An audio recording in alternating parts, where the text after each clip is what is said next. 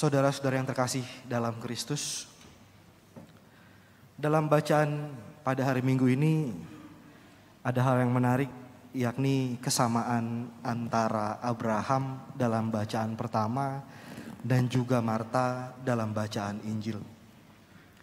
Kalau kita dengarkan dengan seksama, dalam bacaan yang pertama Tuhan menampakkan dirinya dalam wujud ada 3 tuan. Dan saat itu Abraham yang sedang duduk-duduk di kemahnya menghampiri ketiga tuan tersebut dan meminta supaya tuan-tuan itu mampir dan singgah di rumahnya. Dan yang terjadi dalam bacaan pertama, ketiga tuan itu mampir dan singgah dalam rumahnya dan Abraham menjamu mereka. Sehingga ada sabda yang diwartakan bahwasanya istrinya Sarah yang mandul itu akhirnya nanti bisa hamil dan melahirkan seorang anak.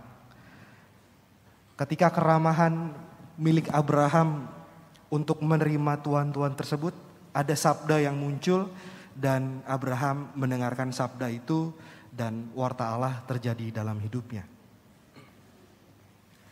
Dalam bacaan Injil, kita mendengarkan ada Marta, seorang pemilik rumah di desa itu bersama dengan Maria saudarinya.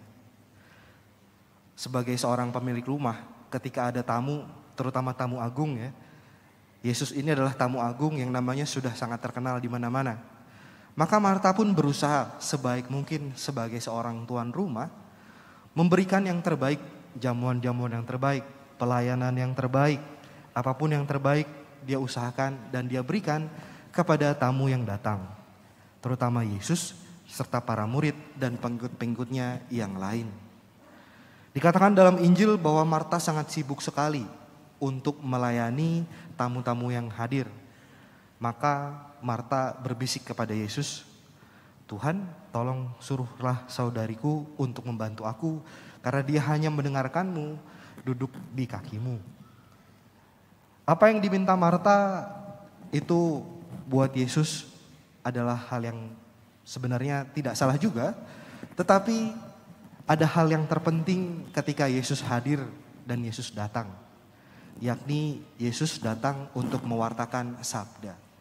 Yesus datang untuk mewartakan warta Allah. Maka yang menjadi prioritas bukanlah soal bagaimana kita mengorbankan diri untuk melayani. Tetapi ketika Yesus hadir dan datang, yang pertama-tama kita lakukan adalah duduk diam dan mendengarkannya. Maka Yesus mengatakan kepada Marta, Maria sudah memilih bagian yang terbaik yang tidak akan diambil dari dirinya. Bahwasanya apa yang dilakukan Marta ini tidak salah, tetapi bukan prioritas. Karena ketika Yesus hadir dan datang mewartakan sabda, yang menjadi prioritas adalah bukan soal hal teknis, tetapi yang menjadi prioritas adalah soal bagaimana kita mampu menangkap dan mendengarkan sabda Allah. Apa yang terjadi antara Marta dan Maria sebenarnya juga terjadi di dalam kehidupan kita dalam hidup menggereja. Bahwasanya dalam hidup menggereja ada banyak dari kita itu dipanggil untuk hidup dalam tugas pelayanan dalam gereja. Adapun yang hidupnya biasa-biasa saja, ingin hidup baik-baik, datang ke gereja, mendengarkan sabda dan pulang. Lalu melakukan hal yang baik itu dalam hidup sehari-hari. Menurut bacaan Injil pada hari ini, 2 hal itu sebenarnya tidak perlu dipertentangkan atau dibanding-bandingkan. Ketika seorang aktif dalam pelayanan, tetapi seorang yang lain tidak. Namun yang paling penting adalah bagaimana sabda Allah itu mengakar dalam setiap kegiatan, dalam setiap apa yang kita lakukan. Bahwasanya ketika kita melakukan pelayanan dalam gereja, pelayanan itu dasarnya apa? Apakah karena kita rindu akan sabda Tuhan? Apakah kita rindu akan warta Allah, akan keselamatan? Ataukah kita melakukan pelayanan hanya karena kita ingin dinotis atau diakui? Seperti yang ditunjukkan sedikit oleh Marta kepada Yesus. Bahwasanya Marta ingin dilihat oleh Yesus. Yesus, lihatlah aku begini sibuknya. Tolong bantu aku supaya saudariku itu jangan hanya duduk diam. Tetapi saudara-saudari yang terkasih, yang mau disampaikan kepada kita melalui Injil pada hari ini adalah sejauh mana kita hidup dan meresapi sabda Tuhan dalam perjalanan kita. Sabda Tuhan itu adalah yang utama yang kita resapi, yang menjadi dasar dalam tugas pelayanan. Sabda Tuhan itu adalah yang menjadi dasar yang memberikan kita roh untuk bergerak, bahwasanya apa yang kita lakukan bukan untuk kemuliaan sendiri tetapi untuk kemuliaan Tuhan. Maka melalui bacaan pada hari ini kita tuh diajak untuk mampu mendengarkan sabda Tuhan dalam setiap perjalanan hidup kita. Mampu mendengarkan warta keselamatan yang diwartakan. Seperti dalam bacaan yang kedua, Rasul Paulus itu mengatakan kepada kita tentang warta penting Allah pada manusia. Yaitu rahasia yang tersembunyi dari abad ke abad dan dari keturunan ke keturunan. Tetapi sekarang dinyatakan ke orang-orang kudusnya. Rahasia itu adalah Yesus yang hadir di antara umatnya.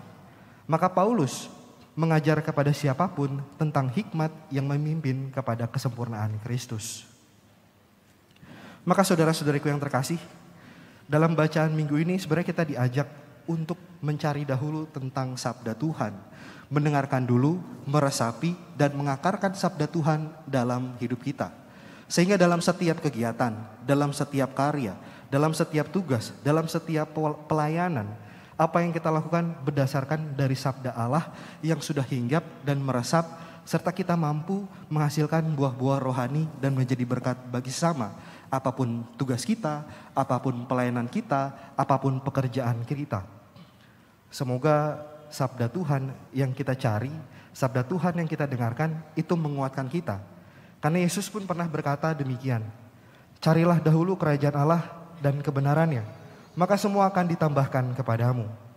Maka saudara-saudariku yang terkasih, kita diajak dan dimampukan bukan hanya untuk mendengar, tetapi mendengarkan.